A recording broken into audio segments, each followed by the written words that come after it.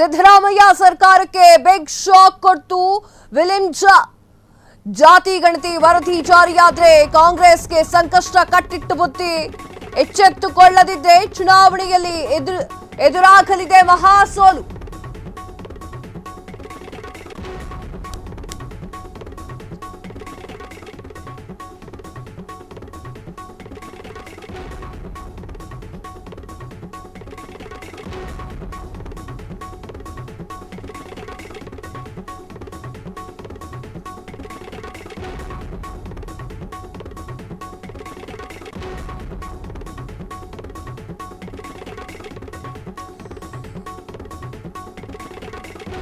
S, Siddaramaiah ಸರ್ಕಾರಕ್ಕೆ big shock ಕೊಡ್ತಾ ವೀರಶೈವ ಲಿಂಗಾಯತ್ ಜಾತಿ ಗಣತಿ ವರದಿ ಜಾರಿಯಾದ್ರೆ ಕಾಂಗ್ರೆಸ್ಗೆ ಸಂಕಷ್ಟ ಕಟ್ಟಿಟ್ಟು ಬುತ್ತಿ. ಎಚ್ಚೆತ್ತುಕೊಳ್ಳದಿದ್ರೆ ಚುನಾವಣೆಯಲ್ಲಿ ಎದುರಾಗಲಿದೆ ಮಹಾಸೋಲು. ವೀರಶೈವ ಲಿಂಗಾಯತ ಸಚಿವರಿಂದ ಸಿಎಂಗೆ ಬಿಗ್ ರಿಪೋರ್ಟ್. ಒಳ ಮೀಸಲು ಜಾರಿಗೆ ವೀರಶೈವ ಲಿಂಗಾಯತ ಸಚಿವರ ಆಕ್ಷೇಪ. ರಾಜಕೀಯವಾಗಿ ಕಾಂಗ್ರೆಸ್ ಪಕ್ಷಕ್ಕೆ ಹಾನಿ ಬಗ್ಗೆ ಸಚಿವರ ಆತಂಕ. ಎಸ್ ವೀಕ್ಷಕರೇ, ಇಷ್ಟು ದಿನ ಭಾರತ ಪಾಕಿಸ್ತಾನ ಯುದ್ಧದಲ್ಲಿ ಬ್ಯುಸಿಯಾಗಿದ್ದಂತಹ ಎಲ್ಲರೂ ಕೂಡ ಈಗ ಮತ್ತೆ ಜಾತಿ ಗಣತಿಯತ್ತ ಬರ್ತಾ ಇದ್ದಾರೆ. ಜಾತಿ ಗಣತಿಯ ಜ್ವಾಲೆ ಮತ್ತೆ ಸ್ಫೋಟವಾಗ್ತಾ ಇದೆ. ಸಿದ್ದರಾಮಯ್ಯ ಸರ್ಕಾರಕ್ಕೆ ಈಗ ಬಿಗ್ ಶಾಕ್ ಅನ್ನ ತಂದೊಡ್ತಾ ಇದೆ ವೀರಶೈವ ಲಿಂಗಾಯತ್ ಜಾತಿ ಗಣತಿ ವರದಿ ಜಾರಿಯಾದ್ರೆ ಕಾಂಗ್ರೆಸ್ಗೆ ಸಂಕಷ್ಟ ಶುರುವಾಗ್ತಾ ಇದೆ ಅಂತಲೇ ತಿಳ್ಕೊಳ್ಳಬಹುದು. ಎಚ್ಚೆತ್ತುಕೊಳ್ಳದಿದ್ರೆ ಚುನಾವಣೆಯಲ್ಲಿ ಮಹಾ ಸೋಲು ಎದುರಿಸಬೇಕಾಗುತ್ತೆ. ವೀರಶೈವ ಲಿಂಗಾಯತ ಸಚಿವರಿಂದ ಸಿಎಂ ಸಿದ್ದರಾಮಯ್ಯ ಅವರಿಗೆ ಬಿಗ್ ರಿಪೋರ್ಟ್ ಕೂಡ ಬಂದಿದೆ. ಒಳ ಮೀಸಲಾತಿ ಜಾರಿಗೆ ವೀರಶೈವ ಲಿಂಗಾಯತ ಸಚಿವರ ಆಕ್ಷೇಪ ಕೂಡ ವ್ಯಕ್ತವಾಗ್ತಾ ಇದೆ. ಎಸ್ ವೀಕ್ಷಕರೇ, ರಾಜಕೀಯವಾಗಿ ಕಾಂಗ್ರೆಸ್ ಪಕ್ಷಕ್ಕೆ ಹಾನಿ ಬಗ್ಗೆ ಸಚಿವರು ಆತಂಕವನ್ನ ವ್ಯಕ್ತಪಡಿಸ್ತಾ ಇದ್ದಾರೆ. ವೀರಶೈವ ಲಿಂಗಾಯತ ಈ ಒಂದು ಸಮುದಾಯದ ವಿಚಾರಕ್ಕೆ ಹೋದ್ರೆ ಸಿಎಂ ಸಿದ್ದರಾಮಯ್ಯಗೆ ಸಂಕಷ್ಟ ಶುರುವಾಯ್ತಾ ಎನ್ನುವಂತಹ ಪ್ರಶ್ನೆ ಈಗ ಉದ್ಭವ ಆಗ್ತದೆ. ಅಲ್ಲಿರುವಂತಹ ಸಚಿವರೇ ಮಾಹಿತಿಯನ್ನ ನೀಡ್ತಾ ಇದ್ದಾರೆ. ಏನಂತ ಮಾಹಿತಿಯನ್ನ ನೀಡ್ತಾ ಇದ್ದಾರೆ, ಏನಂತ ರಿಪೋರ್ಟ್ ಮಾಡ್ತಾ ಇದ್ದಾರೆ ಅಂತಂದ್ರೆ, ಒಳ ಮೀಸಲಾತಿ ಜಾರಿಗೆ ವೀರಶೈವ ಲಿಂಗಾಯತ ಸಚಿವರು ಆಕ್ಷೇಪವನ್ನ ವ್ಯಕ್ತಪಡಿಸ್ತಾ ಇದ್ದಾರೆ. ರಾಜಕೀಯವಾಗಿ ಕಾಂಗ್ರೆಸ್ ಪಕ್ಷಕ್ಕೆ ಹಾನಿಯಾಗುತ್ತೆ ಈ ವಿಚಾರಕ್ಕೆ ಸಂಬಂಧಪಟ್ಟಂತೆ ಎನ್ನುವಂಥದ್ದನ್ನ ಅವರು ಸಿದ್ದರಾಮಯ್ಯ ಅವರು ಹೇಳ್ತಾ ಇದ್ದಾರೆ. ಸಿಎಂ ಸಿದ್ದರಾಮಯ್ಯ ಅವರ ಮುಂದಿನ ನಡೆ ಹಾಗಾದ್ರೆ ಏನಾಗಿರಬಹುದು? ಈಗ ಆಲ್ರೆಡಿ ಬಿಸಿ ಸ್ವಲ್ಪ ತಣ್ಣಗಾಗಿತ್ತು. ಯಾವುದು? ಕುರ್ಚಿ ವಿಚಾರ. ಕುರ್ಚಿ ವಿಚಾರ ಯಾಕೆ ತಣ್ಣಗಾಗಿತ್ತು ಅಂತಂದ್ರೆ, ಸಿಎಂ ಬದಲಾಗ್ತಾರೆ, ಸಿಎಂ ಸ್ಥಾನದಲ್ಲಿ ಡಿ.ಕೆ. ಶಿವಕುಮಾರ್ ಅವರು ಕೂತ್ಕೊಳ್ತಾರೆ, ಇಲ್ಲ ಬೇರೆಯವರು ಕೂತ್ಕೊಳ್ತಾರೆ, ಇಲ್ಲ ವೀರಶೈವ ಲಿಂಗಾಯತರಲ್ಲಿ ಯಾರಾದ್ರೂ ಕೂತ್ಕೊಳ್ತಾರೆ ಸಿಎಂ ಕುರ್ಚಿಗೆ ಅಂತ ಹೇಳಿ ಸಿಎಂ ಕುರ್ಚಿ ವಿಚಾರ ನಡೀತಾ ಇತ್ತು. ಆ ವಿಚಾರಕ್ಕೆ ಸಂಬಂಧಪಟ್ಟಂತೆ ಎಲ್ಲರೂ ಡೆಲ್ಲಿಗೆ ಹೋಗ್ತಿದ್ರು ಬರ್ತಿದ್ರು. ಅದಾದ ನಂತರ ಯುದ್ಧ ಸಂದಿಗ್ಧತೆ ಬಂತು. ಅದಾದ್ಮೇಲೆ ಸೈಲೆಂಟ್ ಆಗಿದ್ರು. ಈಗ ಕದನ ವಿರಾಮವನ್ನ ಘೋಷಣೆ ಮಾಡಿದ್ದಾರೆ. ಇಲ್ಲಿ ಕರ್ನಾಟಕದಲ್ಲಿ ಮತ್ತೆ ಒಳ ಜಗಳ ಶುರುವಾಗುತ್ತಾ ಅನ್ನುವಂತಹ ಪ್ರಶ್ನೆ ಈಗ ಉದ್ಭವ ಆಗ್ತಾ ಇದೆ. ಎಸ್, ಒಳ ಮೀಸಲಾತಿ ಜಾರಿಗೆ ವೀರಶೈವ ಲಿಂಗಾಯತರು ಸಚಿವರೇ ಆಕ್ಷೇಪವನ್ನ ಹೊರಹಾಕ್ತಾ ಇದ್ದಾರೆ. ರಾಜಕೀಯವಾಗಿ ಕಾಂಗ್ರೆಸ್ ಪಕ್ಷಕ್ಕೆ ಹಾನಿ ಬಗ್ಗೆ ಸಚಿವರು ಆತಂಕವನ್ನ ಹೇಳ್ತಾ ಇದ್ದಾರೆ.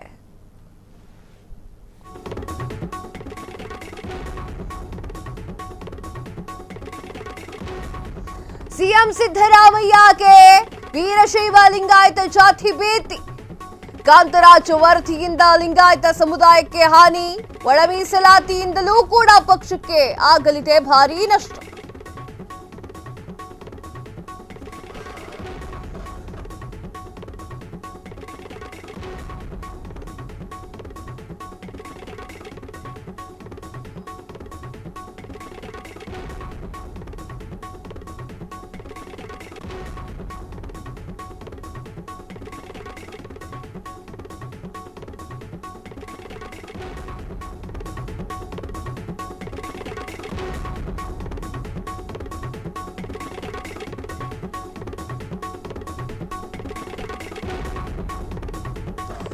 ಎಸ್, ಸಿಎಂ ಸಿದ್ದರಾಮಯ್ಯಗೆ ವೀರಶೈವ ಲಿಂಗಾಯತ ಜಾತಿ ಭೀತಿ. ಕಾಂತರಾಜ್ ವರದಿಯಿಂದ ಲಿಂಗಾಯತ ಸಮುದಾಯಕ್ಕೆ ಹಾನಿ, ಒಳ ಮೀಸಲಾತಿಯಿಂದಲೂ ಕೂಡ ಪಕ್ಷಕ್ಕೆ ಆಗಲಿದೆ ಭಾರಿ ನಷ್ಟ.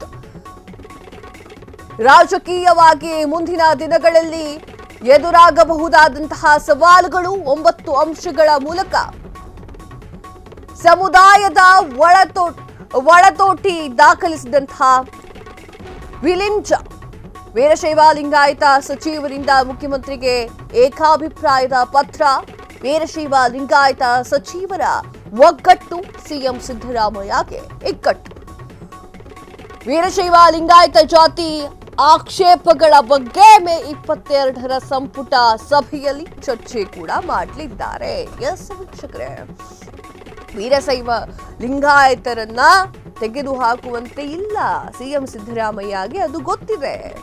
ಅವರನ್ನ ನಿಷ್ಠೂರಗೊಳಿಸುವಂತೆ ಇಲ್ಲ, ಯಾಕಂದ್ರೆ ಅವರು ಕೂಡ ಜನಸಂಖ್ಯೆಯಲ್ಲಿ ಜಾಸ್ತಿ ಜನ ಇದ್ದಾರೆ. ಅವರಿಗೇನಾದ್ರೂ ನೋವಾಯ್ತು ಅಂತಂದ್ರೆ ಅವರು ಮತವನ್ನು ಹಾಕೋದಿಲ್ಲ, ಚುನಾವಣೆಗೆ ಕಷ್ಟ ಆಗುತ್ತೆ. ಆ ಒಂದು ನಿಟ್ಟಿನಲ್ಲಿ ಸಿಎಂ ಸಿದ್ದರಾಮಯ್ಯಗೂ ಕೂಡ ಲಿಂಗಾಯತ ವೀರಶೈವ ಲಿಂಗಾಯತ ಜಾತಿಯ ಭೀತಿ ಶುರುವಾಗಿದೆ. ಕಾಂತರಾಜ್ ವರದಿಯಿಂದ ಲಿಂಗಾಯತ ಸಮುದಾಯಕ್ಕೆ ಹಾನಿಯಾಗುತ್ತಾ ಎನ್ನುವಂತಹ ಪ್ರಶ್ನೆ ಈಗ ಉದ್ಭವ ಆಗಿದೆ. ಒಳ ಮೀಸಲಾತಿಯಿಂದಲೂ ಕೂಡ ಪಕ್ಷಕ್ಕೆ ಭಾರಿ ನಷ್ಟವಾಗಲಿದೆ.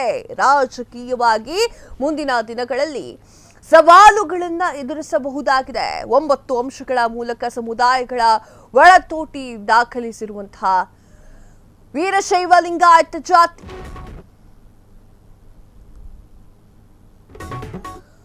ಆಕ್ಷೇಪ 1, ಕಾಂತರಾಜು ವರದಿ 10 ವರ್ಷದ ಹಿಂದಿನದ್ದು. ಆಕ್ಷೇಪ 2, 2015ರಲ್ಲಿ 5.98 ಕೋಟಿ. ಎಸ್, ನೀವು ನೋಡ್ತಾ ಇದ್ದೀರಾ.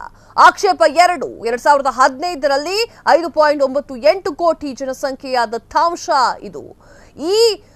ಈಗ ಅದು ಅಪ್ರಸ್ತುತ. ಎಸ್, ಆಕ್ಷೇಪ 3 ಯಾವುದು ಅಂತಂದ್ರೆ ಸಮೀಕ್ಷೆ ಮಂಡನೆ ಬಳಿಕ ಅಸಮಾಧಾನ ಸ್ಫೋಟ, ರಾಜಕೀಯ ಹಿನ್ನಡೆ ಸಾಧ್ಯತೆ. ಆಕ್ಷೇಪ 4, ಸಮೀಕ್ಷೆ ಅಂಗೀಕರಿಸಿದ್ರೆ ಕೆಲ ಸಮುದಾಯಗಳ ವಿರೋಧ ಕಟ್ಟಿಕೊಳ್ಳಬೇಕಾಗುತ್ತದೆ. ಎಸ್, ಹೌದು. 1983, 1985ರಲ್ಲಿ ಈ ಒಂದು ಪ್ರಯೋಗ ಆಗಿ ಕಾಂಗ್ರೆಸ್ ಪಕ್ಷ ನಷ್ಟವನ್ನ ಅನುಭವಿಸಿದಂತಹ ದಾಖಲೆಗಳು ಕೂಡ ಇದೆ. ಎಸ್, 1989ರಲ್ಲಿ ವೀರೇಂದ್ರ ಪಾಟೀಲ್ರು ಈ ಒಂದು ಸಮುದಾಯಗಳನ್ನ ಪಕ್ಷದ ತೆಕ್ಕೆಗೆ ತಂದಿದ್ರು. ಈಗ ಆಕ್ಷೇಪ 5ರ ಬಗ್ಗೆ ಮಾತನಾಡುವುದಾದ್ರೆ 2023ರಲ್ಲಿ ಲಿಂಗಾಯತ ಸಮುದಾಯದ ಕಾಂಗ್ರೆಸ್ ಕೈ ಹಿಡಿದಿದೆ. 50 ಕಡೆ ಲಿಂಗಾಯತರು ಸ್ಪರ್ಧೆ, 37 ಕಡೆ ಗೆದ್ದಿದ್ದಾರೆ. ಜಾತಿ ಸಮೀಕ್ಷೆಯಿಂದ ಈಗ ಸಮುದಾಯದಲ್ಲಿ ತಪ್ಪು ಸಂದೇಶ ರವಾನೆಯಾಗಿದೆ. ಆಕ್ಷೇಪ 6 ಏನು ಅಂತಂದ್ರೆ ಸಮೀಕ್ಷಾ ವರದಿಯಲ್ಲಿ ಲಿಂಗಾಯತರ ಸಂಖ್ಯೆ ಕಡಿಮೆ ತೋರಿಸಲಾಗಿದೆ, ಅದು ಒಪ್ಪಿತ ಅಲ್ಲ ಅಂತ ಹೇಳಲಾಗ್ತಾ ಇದೆ. ಇನ್ನು ಆಕ್ಷೇಪ 7, ಇದನ್ನ ಹೀಗೆ ಮುಂದುವರಿಸಲು ಬಿಟ್ರೆ ವಿರೋಧಿಗಳಿಗೆ ಬಲ ದೊರೆತಂತೆ ಆಗುತ್ತೆ.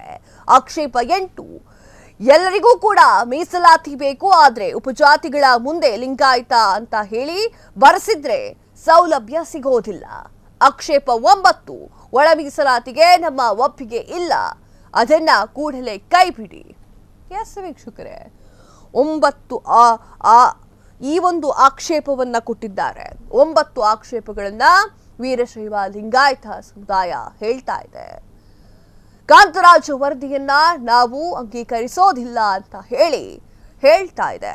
ಯಾಕಾಗಿ ಅಂಗೀಕರಿಸೋದಿಲ್ಲ ಅಂತ ನೋಡೋದಾದ್ರೆ ಕಾಂತರಾಜ್ ವರದಿ 10 ವರ್ಷದ ಹಿಂದಿನದ್ದು ಅಂತ ಹೇಳಿ ಆಕ್ಷೇಪ 1ರಲ್ಲೇ ಹೇಳ್ತಾ ಇದೆ. ಇದು 10 ವರ್ಷದ ಹಿಂದಿನದ್ದು. 10 ವರ್ಷದ ಹಿಂದಿನ ವರದಿಯನ್ನ ಈಗ ಹೇಗೆ ಜಾರಿ ಮಾಡ್ತೀರಾ ಅಂತ ಹೇಳಿ ವೀರಶೈವ ಲಿಂಗಾಯತ ಜಾತಿ ಆಕ್ಷೇಪವನ್ನ ಹೊರಹಾಕ್ತಾ ಇದೆ. ಆಕ್ಷೇಪ 2 ಏನು ಅಂತಂದ್ರೆ 2015ರಲ್ಲಿ 5.98 ಕೋಟಿ ಜನಸಂಖ್ಯೆಯ ದತ್ತಾಂಶ ಇತ್ತು. ಈಗ ಇದು ಅಪ್ರಸ್ತುತವಾಗಿದೆ. 2015ರ ವರದಿಯನ್ನ ಇಟ್ಟುಕೊಂಡು ಈಗ ಯಾಕೆ ಬರ್ತಾ ಇದ್ದೀರಾ? 2015ರಲ್ಲಿ 5.98 ಕೋಟಿ ಜನಸಂಖ್ಯೆಯ ದತ್ತಾಂಶ ಇದು. ಈಗ ಅದು ಅಪ್ರಸ್ತುತ. ಎಷ್ಟೋ ಜನ ಸತ್ತಿದ್ದಾರೆ, ಎಷ್ಟೋ ಜನ ಹುಟ್ಟಿದ್ದಾರೆ. ಆಕ್ಷೇಪ 3 ಏನು ಗೊತ್ತಾ?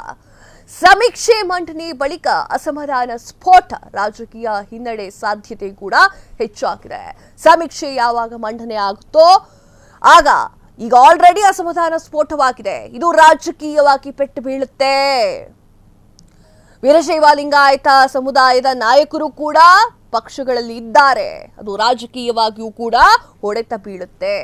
ಆಕ್ಷೇಪ 4 ಏನು ಅಂತಂದ್ರೆ, ಸಮೀಕ್ಷೆ ಅಂಗೀಕರಿಸಿದ್ರೆ ಕೆಲ ಸಮುದಾಯಗಳ ವಿರೋಧವನ್ನ ಕಟ್ಟುಕೊಂಡಂಗಾಗತ್ತೆ. ಕಾಂತರಾಜ್ ಅವರ ಈ ಒಂದು ವರದಿ, ಈ ಒಂದು ಸಮೀಕ್ಷೆಯನ್ನ ನೀವು ಅಂಗೀಕರಿಸಿದ್ರೆ ಕೆಲ ಸಮುದಾಯಗಳ ವಿರೋಧವನ್ನ ನೀವು ಕಟ್ಕೊಳ್ಬೇಕಾಗತ್ತೆ. ಹೇಗೆ ಅದನ್ನ ರಾಜಕೀಯ ಪಕ್ಷವಾಗಿ ಮುಂದೂಡ್ಕೊಂಡು ಹೋಗ್ತೀರಾ? ರಾಜಕೀಯವಾಗಿ ನೀವು ಹೇಗೆ ಗೆಲುವನ್ನ ಸಾಧಿಸ್ತೀರಾ?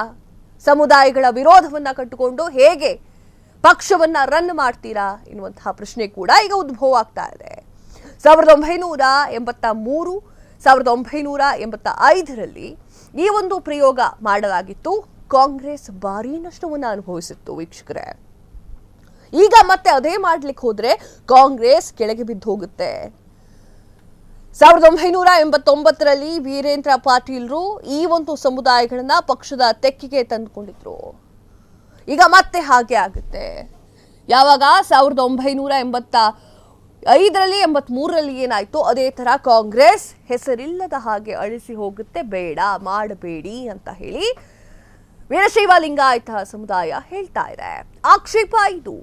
2023ರಲ್ಲಿ ಲಿಂಗಾಯತ ಸಮುದಾಯ ಕಾಂಗ್ರೆಸ್ ಕೈ ಹಿಡಿದಿದೆ. ಯಾವಾಗ 2023ರಲ್ಲಿ ಹೇಗೆ ಅವರಿಗೆ ಮೋಸ ಮಾಡ್ತೀರಾ ಅಂತ ಅವರೇ ಪ್ರಶ್ನೆಯನ್ನ ಕೇಳ್ತಾ ಇದ್ದಾರೆ. ನಿಮ್ಮ ಕೈ ಹಿಡಿದಿದ್ದು, ಕಾಂಗ್ರೆಸ್ನ ಕೈ ಹಿಡಿದಿದ್ದು 2023ರ ಎಲೆಕ್ಷನ್ ನಲ್ಲಿ ಲಿಂಗಾಯತ ಸಮುದಾಯವೇ. ಸಿದ್ದರಾಮಯ್ಯ ಅವರೇ ಈಗ ಯಾಕೆ ನಮ್ಮನ್ನ ದೂರ ಮಾಡ್ತಾ ಇದ್ದೀರಾ ಎನ್ನುವಂತಹ ಪ್ರಶ್ನೆಯನ್ನ ಲಿಂಗಾಯತ ಸಮುದಾಯದವರೇ ಕೇಳ್ತಾ ಇದ್ದಾರೆ. 50 ಕಡೆ ಲಿಂಗಾಯತರು ಸ್ಪರ್ಧೆಯನ್ನ ಮಾಡಿದ್ರು ವೀಕ್ಷಕರೇ. 2023ರ ಕತೆ ಹೇಳ್ತಾ ಇರೋದು ನಾನು. 50 ಕಡೆ ಲಿಂಗಾಯತರು ಸ್ಪರ್ಧೆಯನ್ನ ಮಾಡಿದ್ರು, 37 ಕಡೆ ಗೆದ್ದಿದ್ರು. ಜಾತಿ ಸಮೀಕ್ಷೆಯಿಂದ ಈಗ ಸಮುದಾಯಗಳಲ್ಲಿ ತಪ್ಪು ಸಂದೇಶ ರವಾನೆಯಾಗುತ್ತೆ. ಕಾಂಗ್ರೆಸ್ ಪಕ್ಷದಲ್ಲಿ ಇದ್ದಂತಹ ವೀರಶೈವ ಲಿಂಗಾಯತ ನಾಯಕರಿಗೆ ಅದು ಮುಜುಗರವನ್ನ ತರುತ್ತೆ. ಆ ಒಂದು ಕಾರಣಕ್ಕೆ ಸಿದ್ದರಾಮಯ್ಯ ಅವರಿಗೆ ಪತ್ರವನ್ನು ಬರೆಯಲಾಗುತ್ತೆ. ಜಾತಿ ಸಮೀಕ್ಷೆಯಿಂದ ಈಗ ಸಮುದಾಯಗಳಲ್ಲಿ ತಪ್ಪು ಸಂದೇಶವನ್ನ ರವಾನೆ ಆಗ್ತಾ ಇದೆ. ಬೇಡ ಅದೆಲ್ಲ ಆಗೋದು ಅಂತ. ಆಕ್ಷೇಪ 6, ಸಮೀಕ್ಷಾ ವರದಿಯಲ್ಲಿ ಲಿಂಗಾಯತರ ಸಂಖ್ಯೆ ಕಡಿಮೆ ತೋರಿಸಲಾಗಿದೆ, ಅದು ನಾವು ಒಪ್ಪೋದಿಲ್ಲ ಅಂತ ಕೂಡ ಹೇಳ್ತಾ ಇದ್ದಾರೆ. ಆಕ್ಷೇಪ 6ರಲ್ಲಿರುವುದೇ ಏನು, ಸಮೀಕ್ಷಾ ವರದಿಯಲ್ಲಿ ಲಿಂಗಾಯತರ ಸಂಖ್ಯೆಯನ್ನ ಕಡಿಮೆ ತೋರಿಸಲಾಗಿದೆ. ಲಿಂಗಾಯತರು ನಾವ್ ಯಾಕೆ ಒಪ್ಕೋಬೇಕು ಅದನ್ನ ಅಂತ ಪ್ರಶ್ನೆಯನ್ನ ಮಾಡ್ತಾ ಇದ್ದಾರೆ. ಆಕ್ಷೇಪ 7ರಲ್ಲಿ ಇದನ್ನ ಹೀಗೆ ಮುಂದುವರಿಸಲು ಬಿಟ್ರೆ ವಿರೋಧಿಗಳಿಗೆ ಇದೇ ಬಲವಾಗುತ್ತೆ. ಎಸ್, ಇದನ್ನು ಕೂಡ ಹೇಳ್ತಾ ಇದ್ದಾರೆ. ಅಲ್ಲಿರುವಂತಹ ಕಾಂಗ್ರೆಸ್ ಪಕ್ಷದಲ್ಲಿರುವಂತಹ ವೀರಶೈವ ಲಿಂಗಾಯತ ನಾಯಕರುಗಳು ಇದನ್ನೇ ಹೇಳ್ತಾ ಇರೋದು. ಹಿಂಗೆ ನೀವು ಮುಂದುವರಿಸ್ಕೊಂಡು ಹೋದ್ರೆ ವೀರಶೈವ ಲಿಂಗಾಯತರಿಗೆ ಕೋಪ ಬರುತ್ತೆ. ಅವರು ಮುಂದಿನ ಎಲೆಕ್ಷನ್ನಲ್ಲಿ ಬೇರೆ ದಾರಿಯನ್ನ ಹಿಡಿತಾರೆ. ಆ ಒಂದು ಕಾರಣಕ್ಕೆ ಇದು ವಿರೋಧಿಗಳಿಗೆ ಬಲ ತುಂಬುವಂತಹ ಕೆಲಸ ಆಗುತ್ತೆ ಎನ್ನುವಂತಹ ವಿಚಾರವಾಗಿ ಮಾತನಾಡಿದ್ದಾರೆ. ಇನ್ನು ಹಿಂಗೆ ಬಿಟ್ರೆ ಇದು ವಿರೋಧಿಗಳಿಗೆ ಇದೇ ಬಾಣವಾಗುತ್ತೆ. ಅವರು ಯಾವಾಗ ಬೇಕಾದ್ರೂ ಆ ಬಾಣವನ್ನ ಬಿಡಬಹುದು.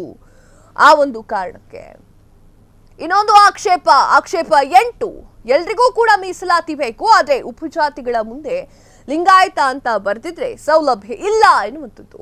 ಆಕ್ಷೇಪ 9, ಒಳ ಮೀಸಲಾತಿಗೆ ತಮ್ಮ ಒಪ್ಪಿಗೆ ಇಲ್ಲ, ಅದನ್ನ ಕೂಡಲೇ ಕೈಬಿಡಿ. ನಮ್ಮೆಲ್ಲ ಸಮುದಾಯದ ನಾಯಕರಿಂದಲೂ ಕೂಡ ಪತ್ರ ಬರಿತಾ ಇದ್ದೀವಿ, ದಯವಿಟ್ಟು ಈ ಒಂದು ಒಳ ಮೀಸಲಾತಿ ಇದೆಯಲ್ಲ ಅದಕ್ಕೆ ನಮ್ಮ ಒಪ್ಪಿಗೆ ಇಲ್ಲವೇ ಇಲ್ಲ. ಕಾಂಗ್ರೆಸ್ ಪಕ್ಷದ ಒಂದು ಭವಿಷ್ಯ ಈ ಒಂದು ಸಮಯದಲ್ಲಿ ಇದೆ. ಅದನ್ನ ದಯವಿಟ್ಟು ಒಳ ಮೀಸಲಾತಿಯನ್ನು ಏನಿದೆ ಅದನ್ನ ದಯವಿಟ್ಟು ಕೈ ಬಿಟ್ಬಿಡಿ, ಇದು ಯಾರಿಗೂ ಒಳ್ಳೆಯದಲ್ಲ ಅಂತ ಹೇಳಿ ಪತ್ರವನ್ನ ಬರೆದಿದ್ದಾರೆ.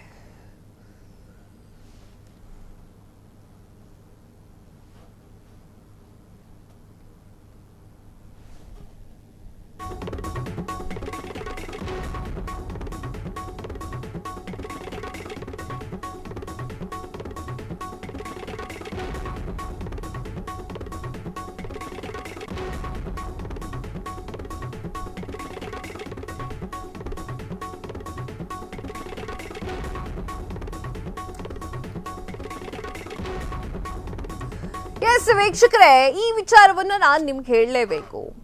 ಯಡಿಯೂರಪ್ಪ ಅವರು ಪಕ್ಷವನ್ನ, ಲಿಂಗಾಯತರನ್ನ ಒಗ್ಗೂಡಿಸಿ ಪಕ್ಷವನ್ನ ಕಟ್ಟಿದವರು. ಈಗ ಅಧಿಕಾರದಲ್ಲಿರುವುದು ಕಾಂಗ್ರೆಸ್. ಆ ಒಂದು ಕಾರಣಕ್ಕೆ ಈಗ ನಾವು ಬಿಜೆಪಿಗರಿಗೆ ಬಾಣವನ್ನ ಕೊಡಬಾರದು. ವೀರಶೈವ ಲಿಂಗಾಯತ ಸಚಿವರು ಒಗ್ಗಟ್ಟುಗೂಡಿ ಸಿಎಂ ಸಿದ್ದರಾಮಯ್ಯಗೆ ಇಕ್ಕಟ್ಟು ತರ್ತಾ ಇದ್ದಾರೆ. ಈ ವಿಚಾರಕ್ಕೆ ಸಂಬಂಧಪಟ್ಟಂತೆ ಸಿದ್ದರಾಮಯ್ಯ ಅವರೇ ಸ್ವಲ್ಪ ಸಹನೆ ಇರಲಿ, ತಾಳ್ಮೆ ಇರಲಿ ಅಂತ ಹೇಳಿ ವೀರಶೈವ ಲಿಂಗಾಯತ ನಾಯಕರೆಲ್ಲರೂ ಕೂಡ ಸಿದ್ದರಾಮಯ್ಯ ಅವರನ್ನ ತಣ್ಣಗೆ ಮಾಡ್ತಾ ಇದ್ದಾರೆ. ಕ್ಷಣ ಕ್ಷಣದ ಸುದ್ದಿಗಳಿಗಾಗಿ ಫ್ರೀಡಂ ಟಿವಿ ಸಬ್ಸ್ಕ್ರೈಬ್ ಮಾಡಿ, ಲೈಕ್ ಮಾಡಿ ಹಾಗೂ ಫಾಲೋ ಮಾಡಿ. ಹೊಸ ಸುದ್ದಿಗಳ ನೋಟಿಫಿಕೇಶನ್ಗಾಗಿ ಬೆಲ್ ಐಕಾನ್ ಮೇಲೆ ಕ್ಲಿಕ್ ಮಾಡಿ.